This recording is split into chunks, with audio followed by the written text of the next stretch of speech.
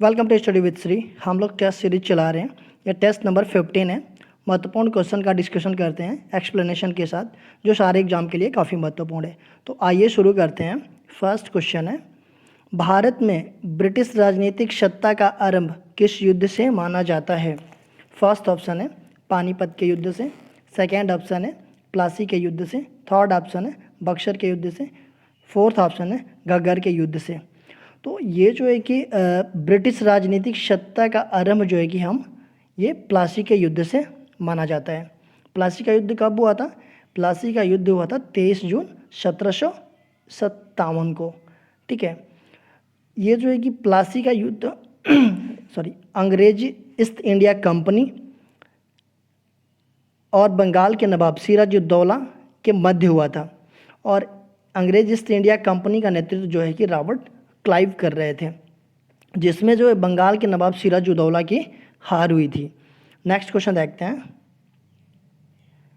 1865 ईस्वी में बंगाल में घटित नील विद्रोह के नेता का नामोल्लेख कीजिए। फर्स्ट ऑप्शन है राधाकांत देव, सेकेंड ऑप्शन है बंकिम चंद्र चटर्जी, थर्ड ऑप्शन है दीनबंधु मित्र, फोर्थ ऑप्शन है शिशिर कुमार घोष। तो ये जो है कि 1865 के बंगाल में घटित नील विद्रोह का नेता जो है कि ये शिशिर कुमार घोष थे। ये जो है कि ये दीनबंधु मित्र जो है कि नील दर्पण नामक पुस्तक के इन्होंने लिखा हुआ है, ये दीनबंधु मित्र ने। और यह नील विद्रोह की शुरुआत बंगाल के नदिया जिले के गोविंदपुर गांव में हुई थी, और अंग्रेज बंगाल और बिहार में किसानों को नील की खेती के लिए मजबूर करते थे, जबकि किसान अपनी उपजाऊ भूमि पर चावल की खेती करना चाहते थे। नेक्स्ट क्वेश्चन देखते हैं। भारतीय राष्ट्रीय कांग्रेस का प्रथम सचिव कौन था? फर्स्ट ऑप्शन है एयो ह्यूम, सेकेंड ऑप्शन है जॉर्ज यूले, थर्ड ऑप्शन है फिरोज शाह मेहता, फोर्थ ऑप्शन है विलियम वेडरबर्न। तो भारतीय राष्ट्रीय कांग्रेस का प्रथम सचिव जो है कि एयो ह्यूम थे। अब ये कभी कभी ये भी क्वेश्चन पूछता है कि प्रथम अध्यक्ष कौन था? तो प्रथम अध्यक्ष जो है कि WC बनर्जी थे। भारतीय राष्ट्रीय कांग्रेस की स्थापना जो है कि 28 दिसंबर 1885 को मुंबई के गोकुलदास तेजपाल संस्कृत महाविद्यालय में हुई थी। ये भी कभी कभी क्वेश्चन पूछ देता है कि ये कौन से विद्यालय में हुआ था भारतीय राष्ट्रीय कांग्रेस का स्थापना।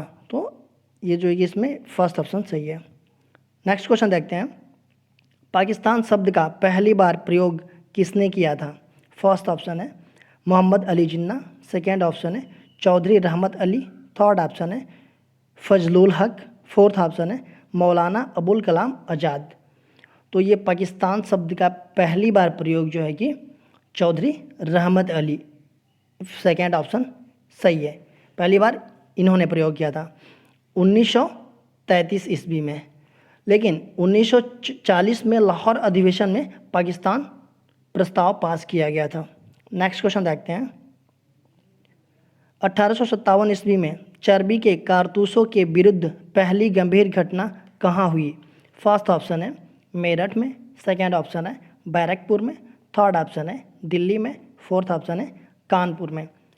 तो ये 1800 चर्बी के कारतूसों के विरुद्ध पहली गंभीर घटना जो है कि ये बैरकपुर में हुई।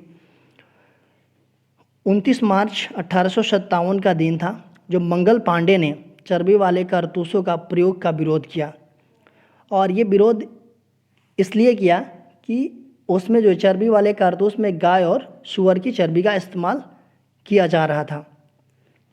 मंगल पांडे जो है कि बंगाल के 34वीं नेटिव इन्फेंट्री के सिपाही थे। नेक्स्ट क्वेश्चन देखते हैं। नील दर्पण के लेखक थे? फर्स्ट ऑप्शन है सुभाष चंद्र, सेकेंड ऑप्शन है दीनबंधु मित्र, थर्ड ऑप्शन है दयानंद सरस्वती, फोर्थ ऑप्शन है विवेकानंद। तो नील दर्पण के लेखक जो है कि सेकेंड ऑप्शन सही है, दीनबंधु मित्र थे। नेक्स्ट क्वेश्चन देखते हैं। द्वैध शासन प्रणाली का सिद्धांत कब लागू हुआ? फर्स्ट ऑप्शन है 1792 ईस्वी में, सेकेंड ऑप्शन है 1803 ईस्वी में, थर्ड ऑप्शन है 1858 ईस्वी में, फोर्थ ऑप्शन है 1919 ईस्वी में। तो ये द्वैत शासन प्रणाली जो है कि 1919 ईस्वी में, ये फोर्थ ऑप्शन सही है। अब भारतीय शासन अधिनियम 1919 के द्वारा प्रांतों में द्वैत शासन लागू किया गया। द्वैत शासन क्या होता है ये देख लेते हैं। जब कभी भी ना दो शासक एक साथ सत्ता का संचालन करते हैं तो वह द्वैत शासन होता है। ये जो है कि 1919 के अधिनियम में प्रांतों में दोहरी प्रशासनिक प्रणाली आरंभ किया गया। इसमें जो है कि गवर्नर के द्वारा अहस्तांतरित विषय के शासन का उत्तरदायित्व और हस्तांतरित विषय के लिए ये गवर्नर के द्वारा नियुक्त किया जाता था जो मंत्री, मतलब एक जो है कि समझिए कि ये गवर्नर के द्वारा और एक गवर्नर के द्वारा जो नियुक्त किया गया जाता था उसके द्वारा शासन चलाया जाता था। तो इसलिए इसको द्वैत शासन कहा जाता है। लेकिन 1935 में के एक्ट द्वारा यह व्यवस्था प्रांतों को समाप्त कर दिया गया। जो प्रांत में ये चीज़ें द्वैत शासन चल रहा था उस टाइम इसको समाप्त कर दिया गया और 1935 अधिनियम के थ्रू ये इसे केंद्र में लागू कर दिया गया था और प्रांतों को स्वायत्तता प्रदान की गई थी। नेक्स्ट क्वेश्चन देखते हैं। किसी जीवित प्राणी में उपलब्ध कार्बनिक पदार्थों का कुल शुष्क भार उसका क्या कहलाता है? फर्स्ट ऑप्शन है जैव भार, सेकेंड ऑप्शन है अजैव भार, थर्ड ऑप्शन है जैव अजैव दोनों, फोर्थ ऑप्शन है इनमें से कोई नहीं। तो किसी भी जीवित प्राणी में उपलब्ध कार्बनिक पदार्थों का कुल शुष्क भार को हम कहते हैं जैव भार। ये फर्स्ट ऑप्शन सही है। नेक्स्ट क्वेश्चन देखते हैं।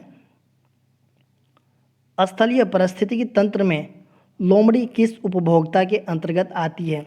फर्स्ट ऑप्शन है प्राथमिक, सेकेंड ऑप्शन है द्वितीयक, थर्ड ऑप्शन है तृतीयक, फोर्थ ऑप्शन है इनमें से कोई नहीं। तो ये लोमड़ी जो है कि ये द्वितीय उपभोक्ता के अंदर आती है। अभी हम लोग देखिए इसमें जो होता है ना कि पारिस्थितिक तंत्र में ये तीन होते हैं, एक उत्पादक होता है, एक उपभोक्ता होता है और एक अपघटनकर्ता होता है। जिसमें उत्पादक में जितने हरे पौधे आते हैं, ठीक है, उसको हम उत्पादक में लेते हैं, ये प्रकाश संश्लेषण के द्वारा अपना भोजन बनाते हैं। द्वितीयक में वो जीवधारी होते हैं जो प्राथमिक उत्पादकों या हरे पौधे से अपना भोजन बनाते हैं। और तृतीयक में ये आते हैं जो कि प्रथम जो वो उपभोक्ता होते हैं जो हरे पौधे से भोजन करते हैं, जो उत्पादक होते हैं उससे ये करते हैं। लेकिन द्वितीयक जो होते हैं कि जो प्रथम उपभोक्ता होते हैं उनका ये भोजन करते हैं, तो उन्हें द्वितीय उपभोक्ता कहते हैं। नेक्स्ट क्वेश्चन देखते हैं। प्रोजेक्ट एलिफेंट की शुरुआत उत्तर प्रदेश में कब की गई? फर्स्ट ऑप्शन है 1991 से, सेकेंड ऑप्शन है 1992 से, थर्ड ऑप्शन है 1993 से, फोर्थ ऑप्शन है 1994 से। तो ये प्रोजेक्ट एलिफेंट की शुरुआत जो है कि 1992 से की गई। इसमें जो है कि हाथी और उनके आवास की रक्षा करना ये प्रोजेक्ट एलिफेंट होता है। जैसे इसी तरह से प्रोजेक्ट टाइगर कब शुरुआत की गई? तो ये 1973 में स्टार्ट किया था। प्रोजेक्ट टाइगर मतलब टाइगर को संरक्षण देना या फिर उनके आवास का रक्षा करना और उनकी रक्षा करना। नेक्स्ट क्वेश्चन देखते हैं। भौतिक राशि एवं उनके मात्रक का गलत युग्म बताइए। फर्स्ट ऑप्शन है विद्युत धारिता फैराडे, सेकेंड ऑप्शन है विभवांतर वोल्ट, थर्ड ऑप्शन है विद्युत विभव वोल्ट, फोर्थ ऑप्शन है विद्युत आवेश एम्पियर। तो इसमें जो है कि गलत युग्म बताना, इसमें जो विद्युत आवेश इसका एम्पियर नहीं होता है, ये होता है कूलाम होता है, और ये तीनों सही है। नेक्स्ट क्वेश्चन देखते हैं।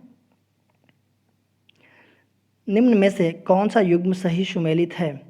फर्स्ट ऑप्शन है electron J Thomson, second option है प्रोटॉन गोल्डस्टीन, थर्ड ऑप्शन है पॉजिट्रॉन एंडरसन, फोर्थ ऑप्शन है सभी युग्म सही सुमेलित हैं। तो इसमें से सही सुमेलित है, ये सारे सही सुमेलित हैं, ये फोर्थ ऑप्शन सही है। नेक्स्ट क्वेश्चन देखते हैं। दलदल में उगने वाले पौधे को किस नाम से जाना जाता है? फर्स्ट ऑप्शन है हेलोफाइट्स, सेकेंड ऑप्शन है सेमोफाइट्स, थर्ड ऑप्शन है एरिमोफाइट्स, फोर्थ ऑप्शन है हिलोफाइट्स। तो जो भी दलदल में जो पौधे उगते हैं उसको बोलते हैं हिलोफाइट्स के नाम से जाना जाता है। ये फोर्थ ऑप्शन सही है। नेक्स्ट क्वेश्चन देखते हैं, रिजर्व बैंक ऑफ इंडिया निम्नलिखित में से किसके बदले मुद्रा निर्गम करता है? जैसे मान लीजिए हम लोग वो करते हैं ना कि जो भी पैसा मतलब किसी भी कंट्री का होता है या फिर हमारी कंट्री का जो रिजर्व बैंक ऑफ इंडिया है वो मतलब कितना पैसा मतलब वो उसकी प्रिंटिंग करेगा। तो उसमें जो है कि क्या क्या होता है, देखिए फर्स्ट ऑप्शन स्वर्ण है, सेकेंड ऑप्शन भारत सरकार की प्रतिभूति, थर्ड ऑप्शन विदेशी प्रतिभूति, फोर्थ ऑप्शन में उपयुक्त सभी। तो ये तीनों जो है कि मतलब तीनों को लेकर के ये पैसे जो भी मतलब मुद्रा की प्रिंटिंग करता है ये उसके हिसाब से करता है। नेक्स्ट क्वेश्चन देखते हैं, कृषि में किस प्रकार की बेरोजगारी पाई जाती है? फर्स्ट ऑप्शन है प्रच्छन्न बेरोजगारी, सेकेंड ऑप्शन है चक्रीय बेरोजगारी, थर्ड ऑप्शन है संरचनात्मक बेरोजगारी, फोर्थ ऑप्शन है घर्षण बेरोजगारी। तो ये जो है कि कृषि में ये जो है कि प्रच्छन्न बेरोजगारी पाई जाती है, ये फर्स्ट ऑप्शन सही है। नेक्स्ट क्वेश्चन देखते हैं, एशियन ड्रामा नामक पुस्तक किसने लिखी है? फर्स्ट ऑप्शन है गुरनार मिर्डल, सेकेंड ऑप्शन है वीएस मिन्हास, थर्ड ऑप्शन है दादा भाई नौरोजी, फोर्थ ऑप्शन है विपुल अहलूवालिया। तो एशियन ड्रामा के लेखक हैं गुरनार मिर्डल, ये फर्स्ट ऑप्शन सही है। नेक्स्ट क्वेश्चन देखते हैं, मौसम आधारित फसल बीमा योजना सर्वप्रथम लागू की गई थी? फर्स्ट ऑप्शन है पंजाब में, सेकेंड ऑप्शन है हरियाणा में, थर्ड ऑप्शन है कर्नाटक में, फोर्थ ऑप्शन है तमिलनाडु में।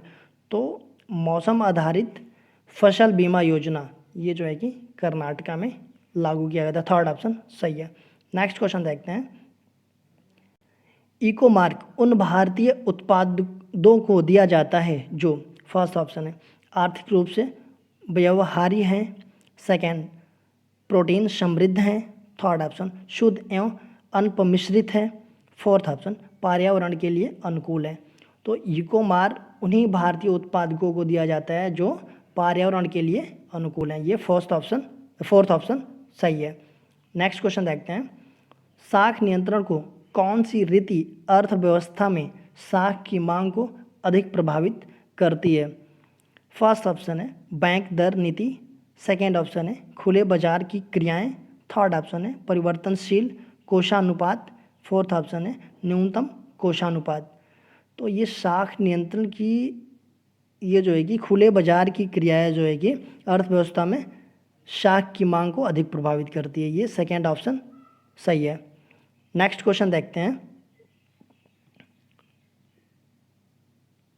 प्याज में लाल रंग किसके कारण होता है? फर्स्ट ऑप्शन है एंथोसाइनिन, सेकेंड ऑप्शन है क्वेरसिटिन, थर्ड ऑप्शन है कैरोटीन, फोर्थ ऑप्शन है ऑक्सीडेशन। तो प्याज का लाल रंग जो है कि ये एंथोसाइनिन के कारण होता है, ये फर्स्ट ऑप्शन सही है। नेक्स्ट क्वेश्चन देखते हैं, दिल्ली में लाल किले का निर्माण किसने कराया? फर्स्ट ऑप्शन है शाहजहां, सेकेंड ऑप्शन है अकबर, थर्ड ऑप्शन है औरंगजेब, फोर्थ ऑप्शन है जहांगीर। तो दिल्ली में लाल किले का निर्माण जो है कि ये शाहजहां ने करवाया, ये फर्स्ट ऑप्शन सही है। नेक्स्ट क्वेश्चन देखते हैं, हुमायूंनामा का रचनाकार कौन था? फर्स्ट ऑप्शन है बदायूनी, सेकेंड ऑप्शन है हुमायूं, थर्ड ऑप्शन है गुलबदन बेगम, फोर्थ ऑप्शन है अब्बास खां शेरवानी।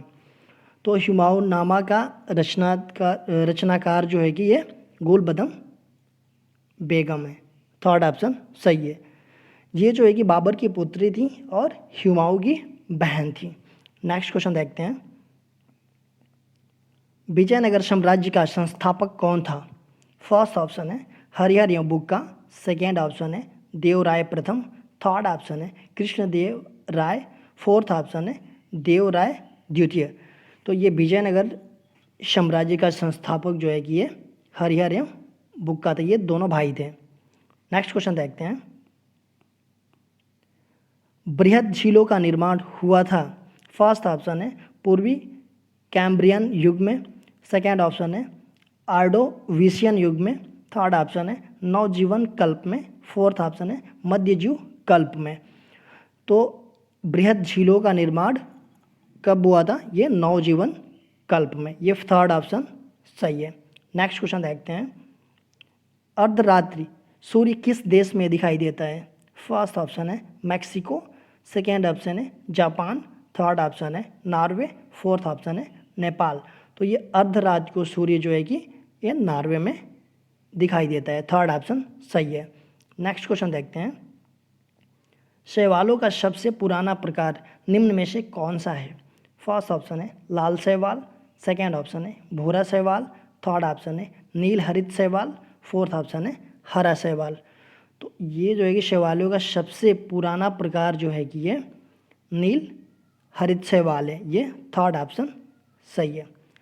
दोस्तों वीडियो अच्छी लगी तो लाइक कीजिए, सब्सक्राइब कीजिए और शेयर कीजिए। वीडियो देखने के लिए धन्यवाद।